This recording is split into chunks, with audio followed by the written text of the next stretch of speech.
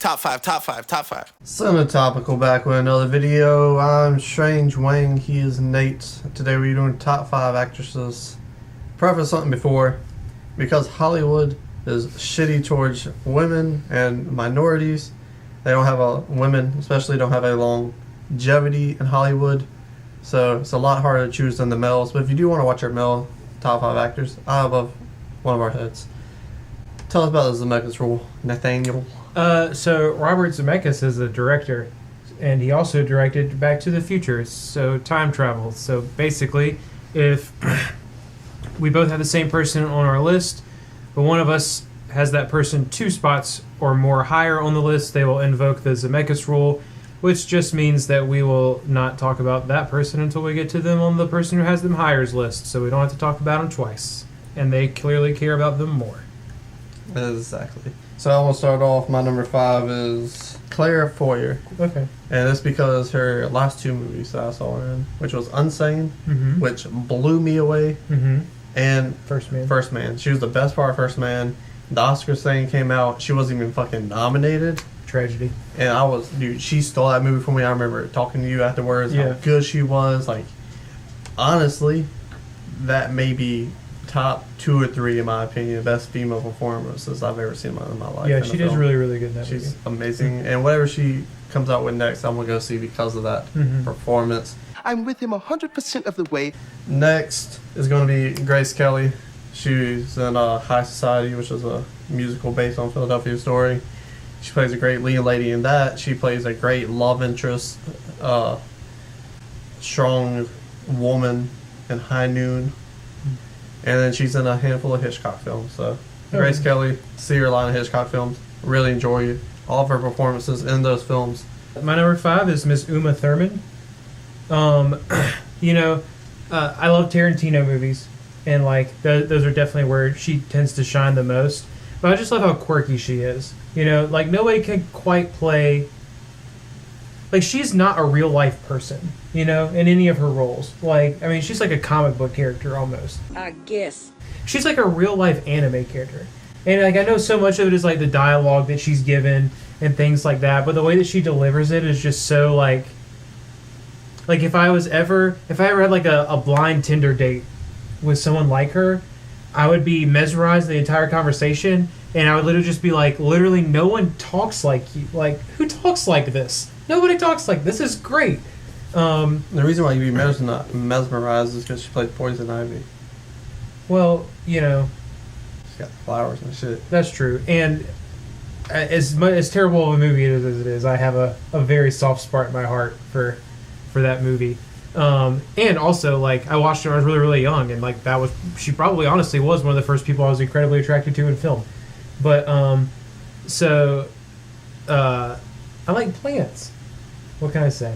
Anyways, Uma Thurman, quirky, but she delivers it so well in like a really believable way. So what you're really saying is you want to go down there and make out with her Venus flytrap? Yikes. Oh, that is so disgusting. Number 4 on my list is Rachel McAdams.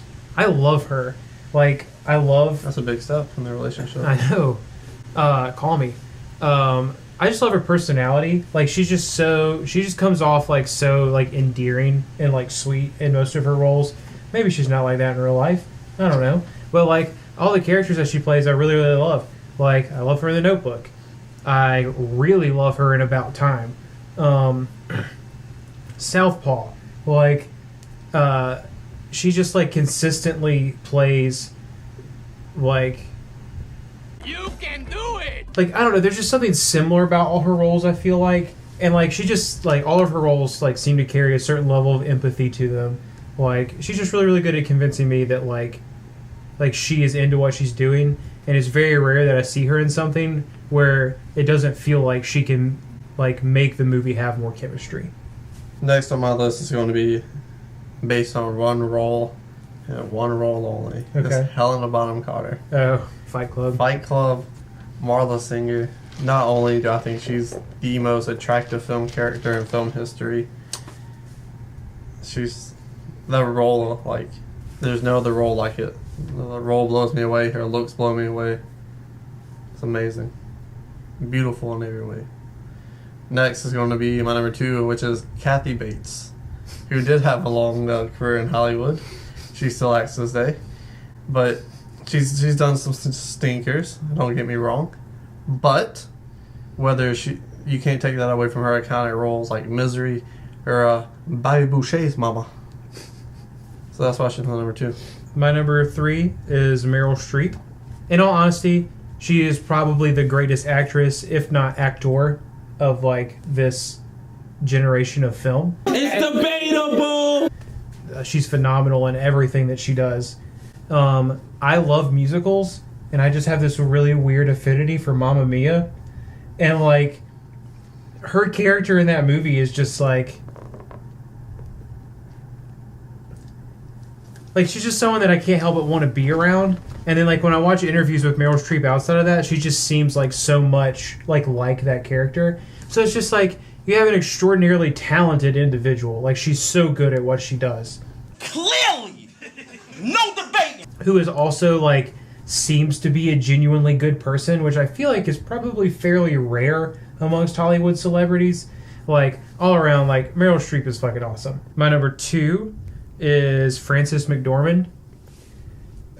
Big fan, also incredibly talented.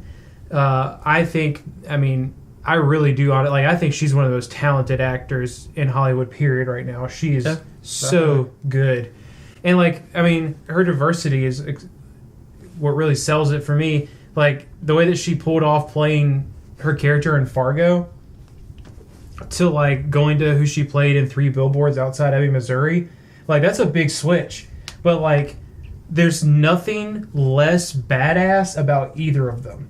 And like that's what I love about her. She just has this way of playing these like super badass roles. And she's in a couple Wes Anderson movies, and that also helps. So we don't have to say number 1, Emma Stone. Yep, that's my number 1. Yeah, she's she can do the raunchy comedy like in Superbad. She can do the regular comedy like in Ricky House. How I said made this list.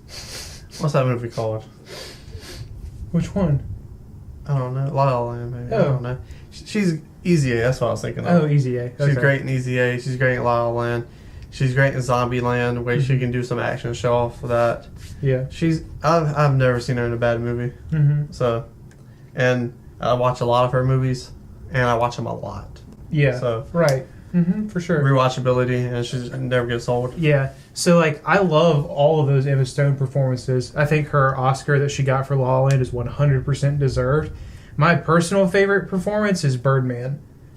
Forgot Birdman. Because it's totally different. It's so different than everything she's done, and she gets still because she's normally like, I don't want to say like sweet and innocent, but she's normally just like a fun kind of like quirky, like bubbly person. In that movie, she's like a recovering drug addict with like sweet tattoos and like dark eyeliner and stuff, and like has this like tumultuous relationship with her formerly famous father. Like, that is, and like hooks up with Ed Norton. So like. Don't you wish she was Ed Norton? And wasn't she in The Favorite? She was in The Favorite, yes. I knew it was one of the period pieces that came out recently that she was in. Also very good. She's kind of slimy in that. Yeah. Which is great. So, I mean, she has a lot, like, maybe the rom-coms and stuff are kind of her bread and butter, but she also has, like, that diversity element to her. She can really do a lot. And I feel like she just wakes up and was like, yeah, I've done a couple rom-coms. I'm ready for that Oscar. Right. Yeah. About that time of the year. Yeah, for sure. I just like her personality a lot, too. She seems like a pretty badass chick, so. I ain't saying she's ugly either, but she looks normal, you know? Yeah, and that for helps sure. buy in. She's not, like, Hollywood dolled up. Yeah. Like, she's not plastic. And, like, that's a great example for the other people, I would assume. Yeah. You know? I don't know. Sure. Can't speak for them. But if you want to speak for them, put it down in the comment section below. Like, comment, and subscribe.